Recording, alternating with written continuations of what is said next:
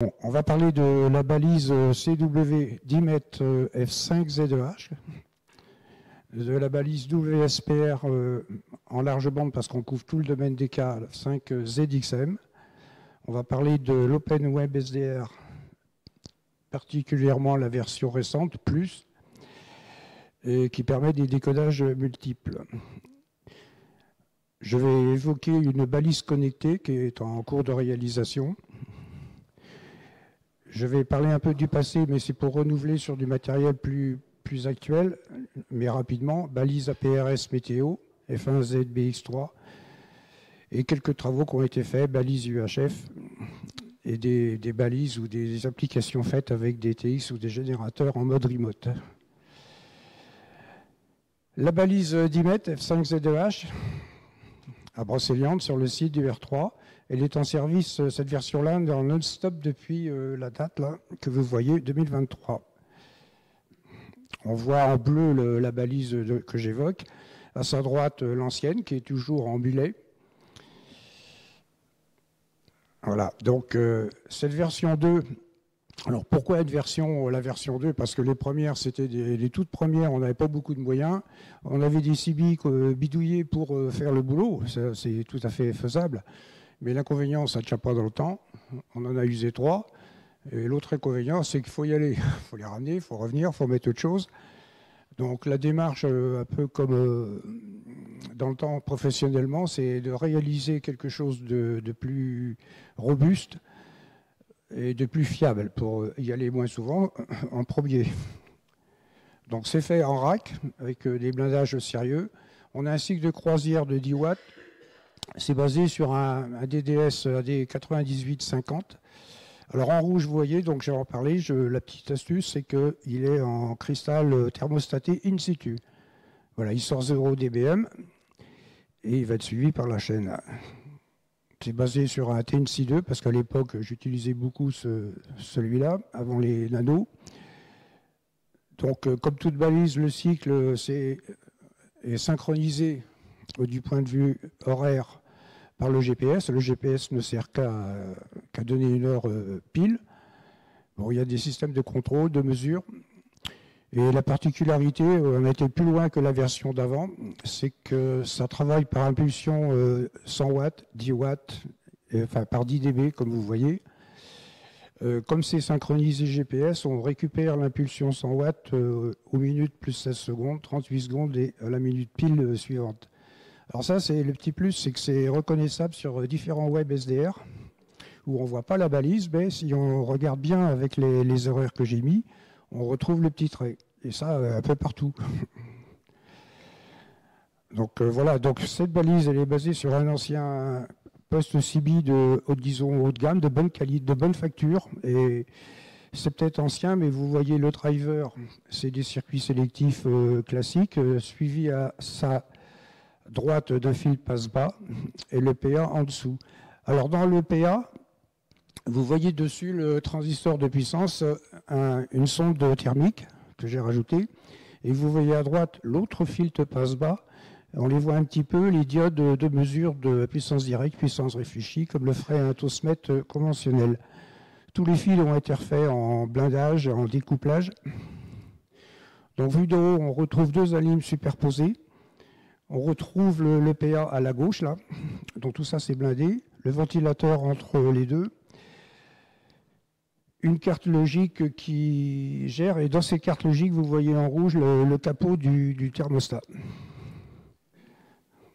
Alors, la démarche était de prendre des précautions en alim, en température, donc soigner les filtres secteurs. Bien sûr, on a les fusibles habituels pour la partie 220, double alimentation avec filtre, les protections.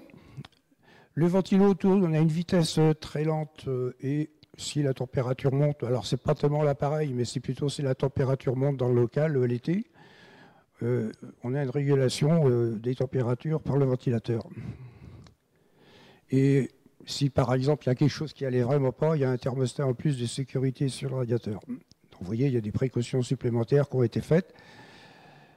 Alors au point de vue radio, bien sûr, on a la possibilité de mesurer les puissances, donc le ROS. Donc là aussi, on va agir sur la logique s'il y a quelque chose d'anormal. au point de vue soft, on agit de façon hard et soft sur des stalls alarmes, c'est des sécurités si quelque chose bloque. Donc par soft, c'est bien, mais ça va reboucler. Et par hard, c'est fait par des monostables complètement indépendantes. C'est vrai également pour l'émission. Si par exemple, je donne l'ordre d'émission de l'impulsion à 100 watts, elle est limitée par soft, mais elle est également limitée par hard. De façon à ce que le truc ne se retrouve pas coincé en permanence à cette puissance-là, ce qui serait pas bon.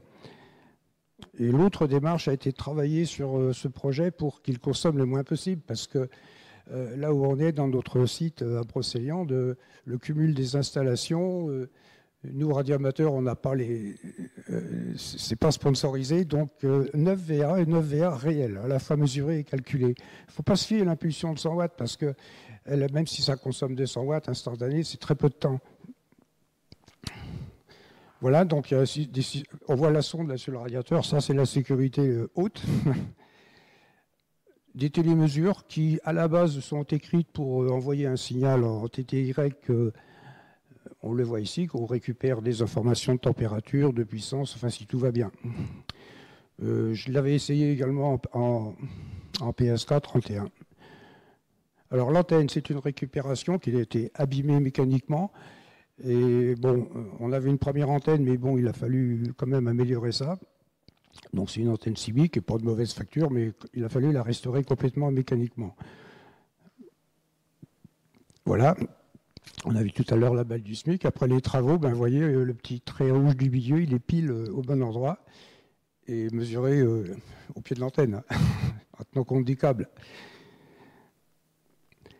Voilà, donc pour la balise 5ZEH, le reverse beacon montre, comme je le marque en bas, là, ouais, tout spoté régulièrement de cette façon-là avec la côte-est des USA.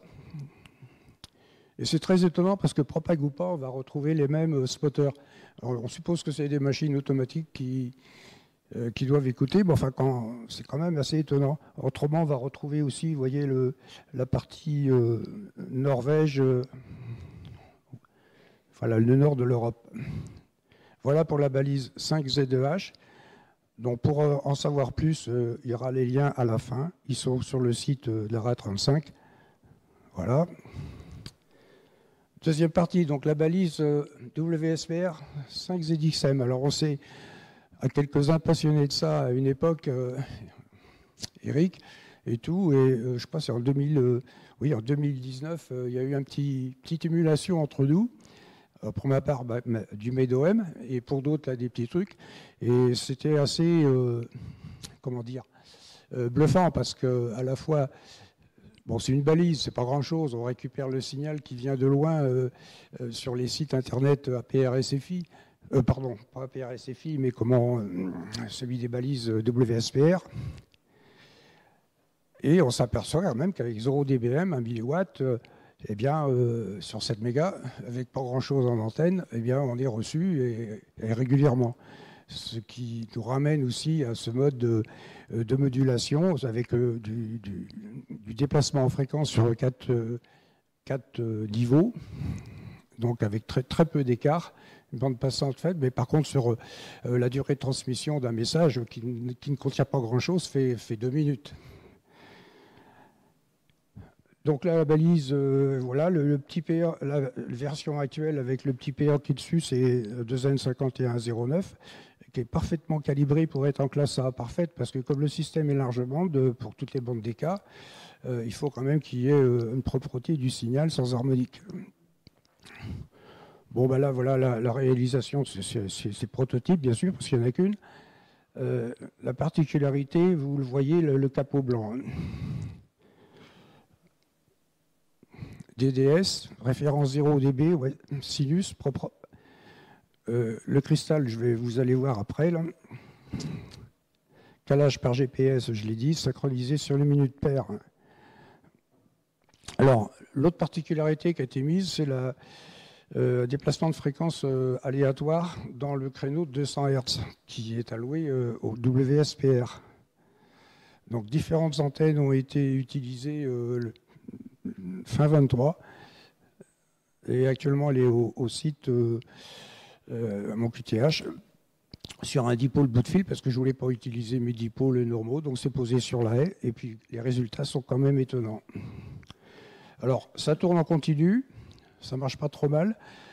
Il y a 2 points qui jouent, c'est-à-dire que la référence du cristal c'est déjà bon d'origine sur les DDS, il ne faut pas exagérer, les cristaux sont très bons, mais en faisant cette petite astuce là supplémentaire, je gagne un petit peu.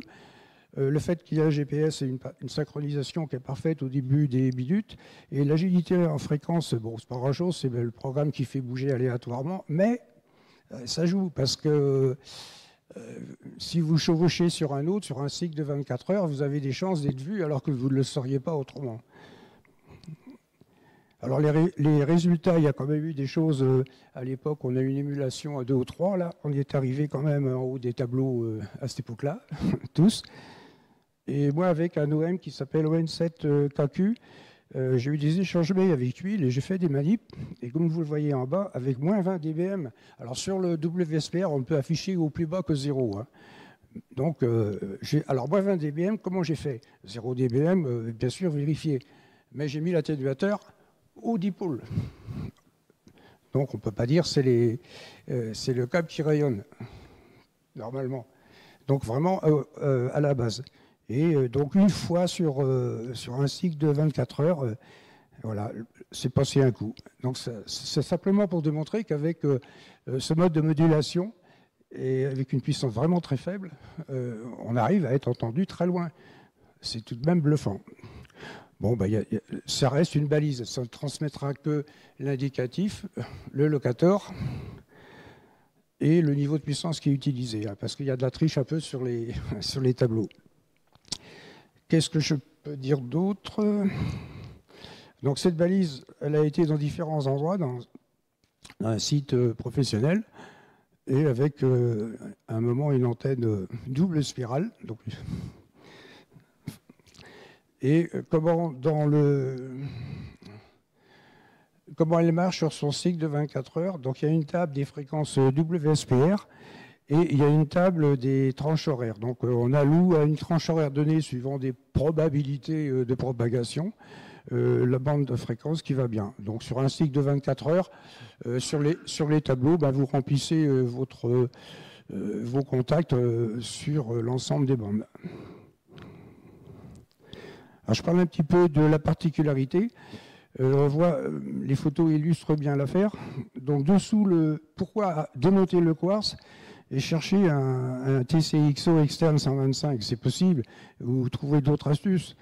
Mais bon, c'est pas simple comme opération. Puis bon, bah, l'idée, ça a été de mettre une résistance dessous. Vous voyez, chauffe très peu en fait. Hein, et un TMP en contrôle de la température dessus.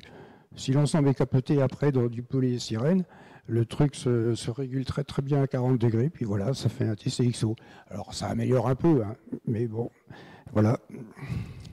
Alors l'agilité, on la voit ici sur un cycle donné, que ça s'est baladé dans le créneau alloué des 200. Et on voit un petit peu en bas, là, 7 méga 0, 40, un petit peu plus loin, enfin on voit que les décimales bougent. Bon, ben, les photos classiques des images WSPR et des retours, c'est juste en bas, on voit également ça, c'est avec les antennes bout de fil sur là, et donc vous voyez, ça va un peu loin quand même. Bon, c'était à l'heure où la photo a été prise, c'était du 18 mégas, donc ça couvre toutes les bandes. Hein. Alors le site, ouais, tout à l'heure je me suis trompé, c'est WSPR.net. On a l'habitude de regarder pour voir un peu les distances, où ça va et tout. Alors il y a la version carte aussi, là je ne l'ai pas fait. Voilà, pour ce qui est de cette deuxième balise. J'ai parlé un peu de l'Open Web SDR. Alors l'historique du projet a commencé en 2008. Quelques-uns avaient fait déjà, et puis bon, on s'y est intéressé. Et on n'avait à l'époque pas des gros moyens techniques et... Enfin, bon, je le marque là. Qu'est-ce qu'on fait? Les débits montants n'étaient pas évidents. Les PC, fallait des PC, fallait des dongles. Je reste dans le domaine radio amateur, hein, pas des trucs professionnels dans tout ce que vous avez vu. Hein. Bon, la nécessité de paramétrer les box internet aussi, c'était pas si facile que ça à l'époque. Bon, maintenant, les généralités pour un Open Web SDR, bah, vous les connaissez. Hein, les performances HF sont liées à une bonne antenne. Il faut qu'elle soit large bande si vous n'êtes dans le cas que j'ai cité. Vous trouvez des astuces avec plusieurs antennes. Voilà, il faut être au milieu calme. Il ne faut pas être proche de WEM qui font beaucoup d'émissions. Et il ne faut pas être proche non plus de stations, non là je me trompe, oui, de stations FM, voilà, puissantes. Alors nous avons plusieurs web SDR. Tout à l'heure à déjeuner, je vous ferai voir celui au Kiera, si on peut le connecter là. Et puis deux autres qui sont... alors je marque en bas, une étude de passerelle et une méthode d'accès sont en cours. Parce que la difficulté, c'est que vous êtes où sur votre truc, donc sur vos antennes et sur votre box et donc votre adresse IP personnelle. Donc il faut trouver des astuces pour que ça puisse être plus général. Donc là, la version simple que j'utilise, vous voyez les caractéristiques. Et en bas, donc, sur les deux autres stations, c'est un Raspberry 4, donc qui permet plus de clients en même temps. Il y a l'avantage aussi d'avoir des rotations d'antennes plus importantes. Alors, on va illustrer, bon, beaucoup savent ce que c'est, mais là, c'est très récent, puisque c'était le WDX C-Double le week-end dernier. Hein. Donc ça, on voit rarement ça quand même sur les SX. On voit la partie C-Double qui est très chargée. Là, c'est le 20 mètres. Pareil pour le 40 mètres. Donc là, voilà. Alors ça, c'est un autre moment. C'est en début d'année, c'est la bande 10 mètres. Donc ça aussi, c'est assez rare de voir autant de stations comme ça sur SSB sur la partie 10 mètres. Donc, conditions de bonne propagation. Voilà une petite particularité. Donc, sur le web SDR va permettre de voir des choses qu'on ne verrait pas facilement autrement. Donc, la partie haute de l'image, c'est l'antenne SlipJim au QRA, donc qui, elle, recevait le 10 mètres, je ne sais plus si c'est les mêmes conditions qu'avant. Et la partie en dessous, le trait, c'est une antenne active spéciale. Donc là, il ne faut pas voir son gain à l'antenne active, mais il faut voir son rapport signal-bruit. Et à l'époque, je commutais de l'une à l'autre, et on voit quand même qu'on entend des signaux, enfin on voit les mêmes signaux, ou presque. Alors les antennes actives, large bande, pour ce genre de choses, les précautions, c'est les sources d'émission qui seraient à côté, bien sûr, les stations FM, entre autres, mais également la façon dont elle est installée, c'est-à-dire, c'est pas au bout d'une perche. Pour qu'une antenne active marche bien, il faut qu'il soit idéalement sur un plan métallique, un toit métallique. Voilà, parce que bon, c'est une autre perception d'une antenne qui n'est pas un système d'antenne accordée, c'est on prend le champ électrique.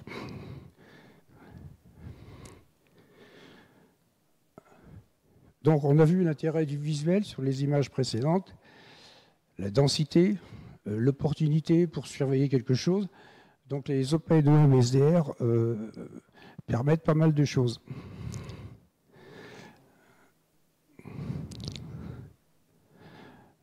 Donc bien sûr, il y a le site websdr.org qui est connu. À partir de là, vous pouvez vérifier vos émissions, vérifier tout un tas de choses depuis...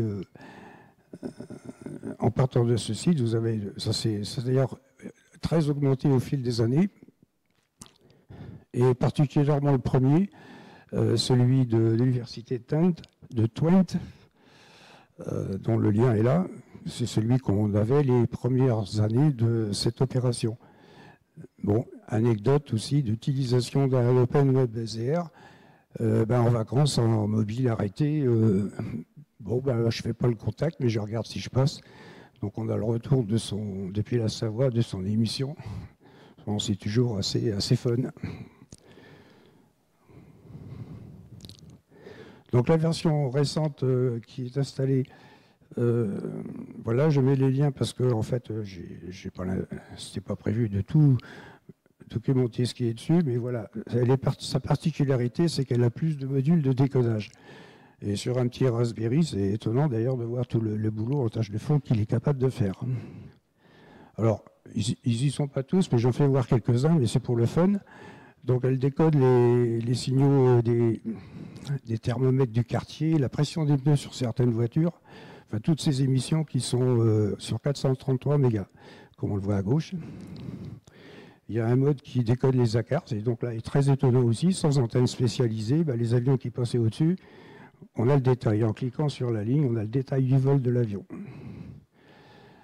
Bien sûr, elle fait les modes de décodage classiques. Là, j'ai montré un décodage RDTY, un autre en Bodo, pas radioamateur d'ailleurs, Bodo météo, là, en bas à gauche. Elle décode très très bien un signal SSTV, DK, comme on voit. Voilà, alors dessus, il y a des fonctions un peu particulières qui marchent.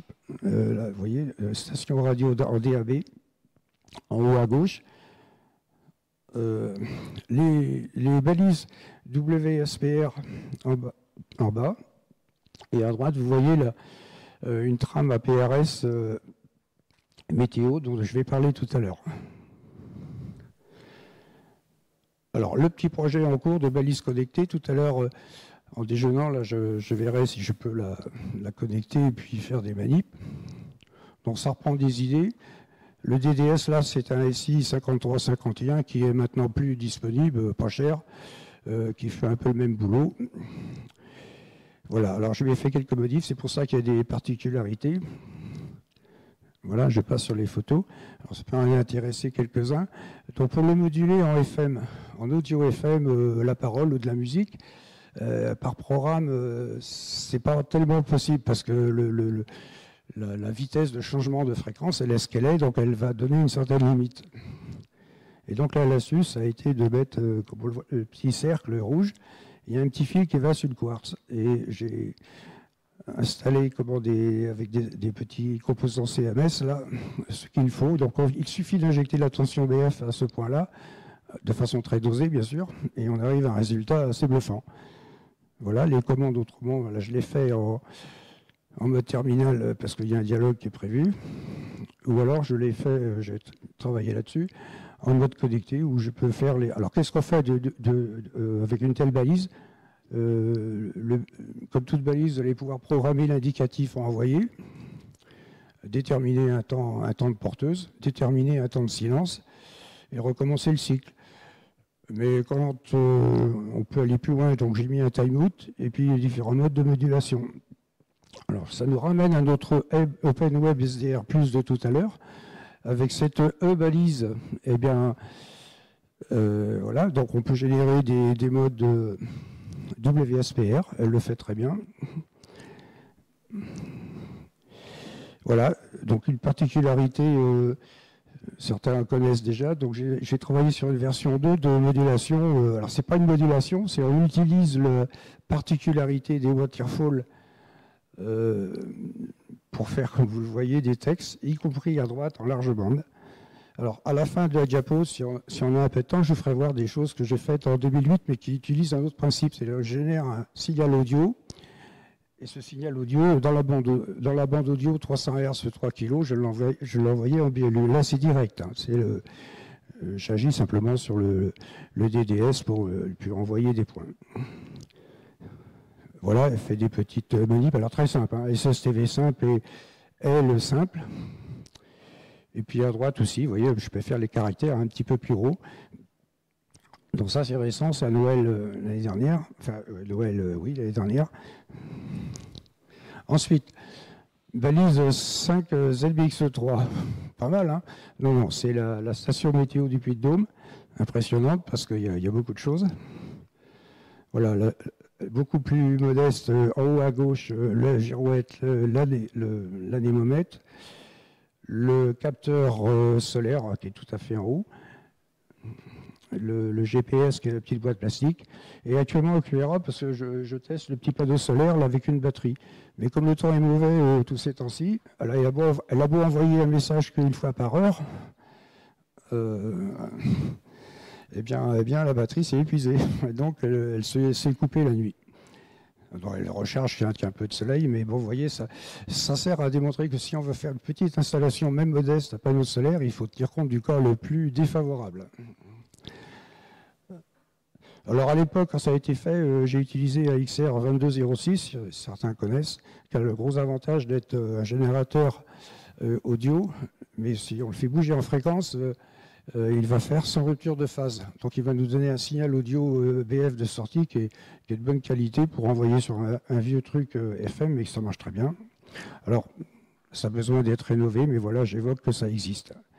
Donc les trames que je vois, je les envoie pas en codé comme en bas, là, de façon à ce que certains logiciels les décodent automatiquement. Parce que quand ça a été fait, bon, j'ai pris le parti d'envoyer ça en message en clair, là, comme vous le voyez. La vitesse, alors comment ça marche? Il y a un coup toutes les heures, la vitesse du vent, je donne la vitesse moyenne, la vitesse crête, et je donne la minute dans l'heure où ça a été mémorisé. Le reste, température, humidité, luminosité, c'est une moyenne sur une heure. Voilà pour la balise APRS. Alors pourquoi j'en parle? C'est bon parce que ça a été fait il y a un bout de temps. Elle n'est pas aussi du R3 comme elle devrait l'être, mais elle pourrait être reprise. Donc c'est un appel d'offres. Bon, juste une petite particularité. À une époque, il y a des OEB, il y avait des ballons sondes qui tombaient du ciel.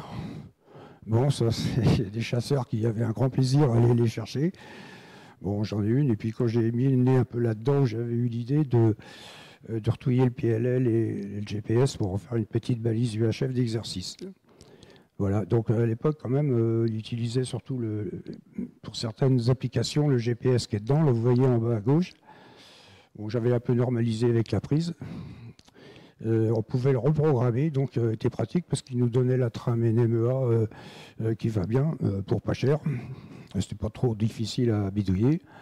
Voilà. Mais par contre, ça a changé depuis. Sur celui-là, c'était les derniers. Surprise, c'était plus la puce GPS Trimble pour ceux qui connaissent, mais c'est la puce GPS Sierra. Donc là, il faut la reprogrammer à chaque fois qu'on met sous tension.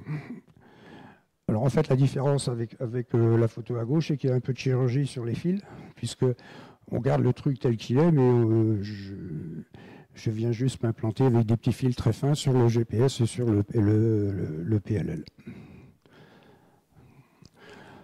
Bon, juste une petite chose, un autre moyen encore de faire des balises.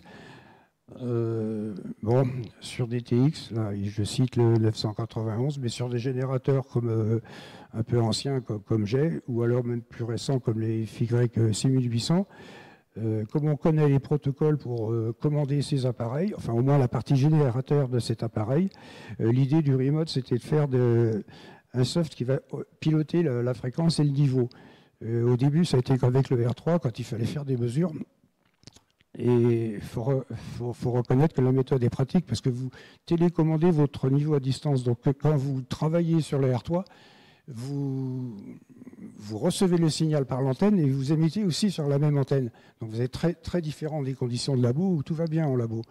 Alors que quand vous êtes là, vous êtes dans la réalité. Vous pouvez commander à distance le niveau exact pour lequel, sans émission, vous êtes au plus bas, et puis vous recommencez avec l'émission, sans avoir les perturbations du local. Donc, logiciel de commande. Voilà. Pour ça, maintenant, je vais revenir. Si on a 5 minutes, je vais faire voir, enfin pas 5 minutes, quelques instants. Waterfall display. Alors j'ai commencé à faire ça il y a longtemps. Voilà les premières là à gauche. Donc là, l'idée, c'était de s'amuser un petit peu. C'est pas un mode de modulation. Hein. L'idée, c'était quand je voyais les waterfalls, tiens, on pourrait s'amuser à faire des lettres et des dessins. Voilà, donc à gauche, là, j'avais fait à l'époque, en 2008, un soft qui fait un échantillonnage et qui va générer le signal. Tout à l'heure, en déjeunant, je ferai voir sur un téléphone. Au début, c'était audio hein, quand ça a été fait. Donc, sur le signal récupéré, sur quelques outils audio à l'époque, c'est les premières manips. Puis après, ce signal audio en fichier Wave était renvoyé en DK. Bon, il y a l'explication en dessous. En fait, une ligne verticale, par exemple, le début du F, en tant que ligne verticale, il faut faire une génération d'un signal dans une table qui va représenter, si on prend en l'envers, une fréquence audio qu'on va additionner simultanément, puisque ça équivaut à un signal FFT de la ligne. Donc ça va de gauche et ça va vers la droite. Donc c'est pas un mode de modulation, parce que vous envoyez un signal BF. Voilà, donc là, quand le truc était au point, donc comme j'échantillonne un signal, je savais le faire sur un dessin. On voit le visage échantillonné et tel qu'il a été reçu. Voilà, et puis à droite des dessins. Et à l'époque, bien sûr, PA3, il n'y avait que PA3 FW à l'université de Toine. Donc c'était le soir en 3 mégas 5 et en 7 mégas, et simplement avec le FT 990. Et donc là, j'ai envoyé ces petits bidules avant Noël sur plusieurs années. Ça avait eu du succès. J'ai eu des bourses d'échange avec l'auteur du web SDR, PA3 FWM. C'est l'époque où il était venu à Rennes. Voilà, d'autres petits dessins. Alors, je ne le fais pas. Pourquoi on m'a demandé tu ne peux pas nous dire de donner des trucs avec PA3 à l'époque, on s'est dit, attends, si on diffuse ça, il va y en avoir plein, des bazars de partout, ça ne va pas le faire. Donc, c'est resté que des petits amusements à Noël, premier de l'an. Voilà. Alors, je sais qu'il y a un Ukrainien qui a fait un peu un truc comme ça. Il y en a eu quelques autres. Si on cherche sur Internet, depuis, il y en a eu d'autres. Voilà. Donc là, c'est en local. Hein. Voilà, c'est tout. Bon, peut-être pas tout préparé comme il aurait fallu, mais... Voilà.